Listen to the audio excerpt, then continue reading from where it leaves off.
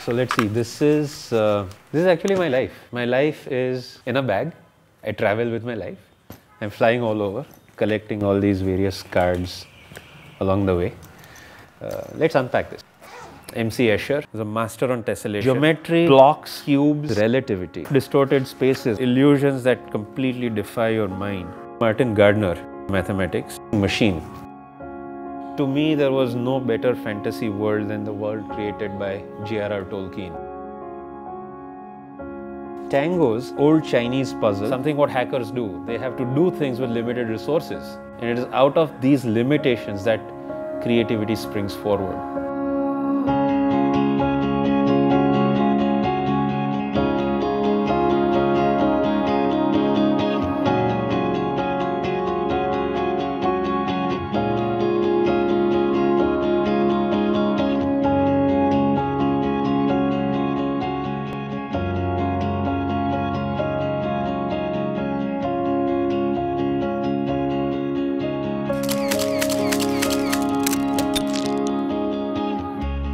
My world is black and white. I'm a binary guy.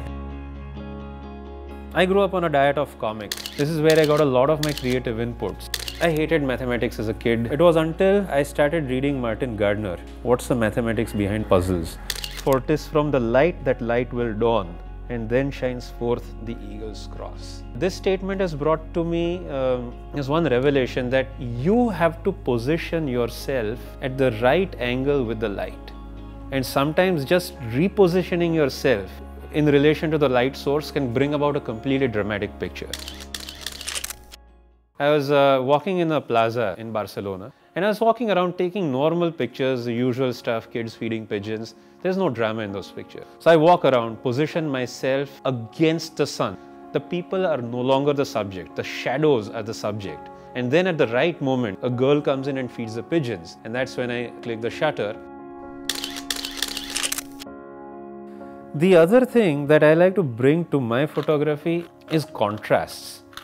It is not just contrast about light and shadow, it's contrast about concepts. Happy with sad, big with little, many with few, dark with bright. Another interesting situation was in Dusseldorf.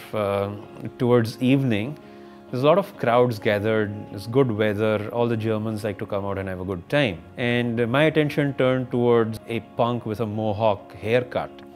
My objective was to try and avoid the crowd so I could get a clear picture of him.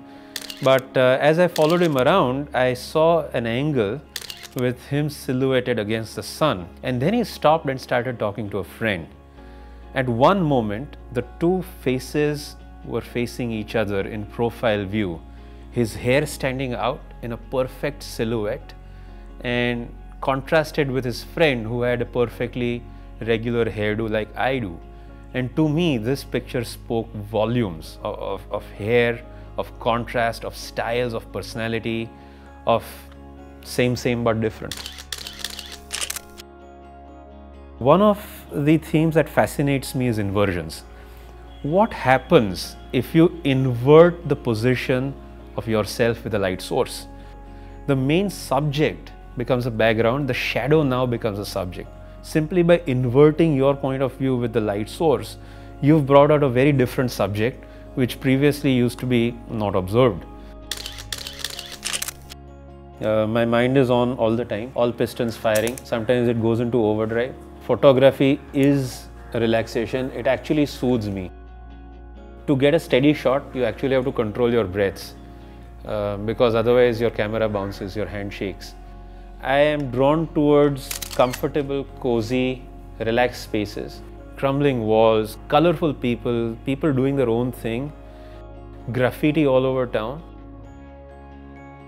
Whenever I'm out taking pictures, the inner geek in me always surfaces. We were in Cambodia at Angkor Wat, and there's one particular temple that I was really interested in. It's called the Bayon. And the Bayon has a number of towers. Each tower has 4 faces of the Buddha on it.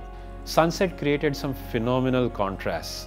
So the faces in profile receded to shadows. And then while I was clicking the shutter, the thought that popped out in my mind was this was the icon of the happy Mac. Spectral line influenced by my geek culture. Spectral lines are the fingerprints left behind by stars, encoded in their own starlight. So if astrophysicists look at light emitted by stars, they will see certain bands in the middle of the visible spectrum. These bands represent the atomic composition of stars. Our minds also have this spectral filter. Our minds have certain bands. We will selectively absorb some ideas very readily and selectively reject some ideas subconsciously. So various elements that make up a photograph, when they reach our mind, they get filtered according to our own spectral lines. And that's the whole theme. What are your spectral lines?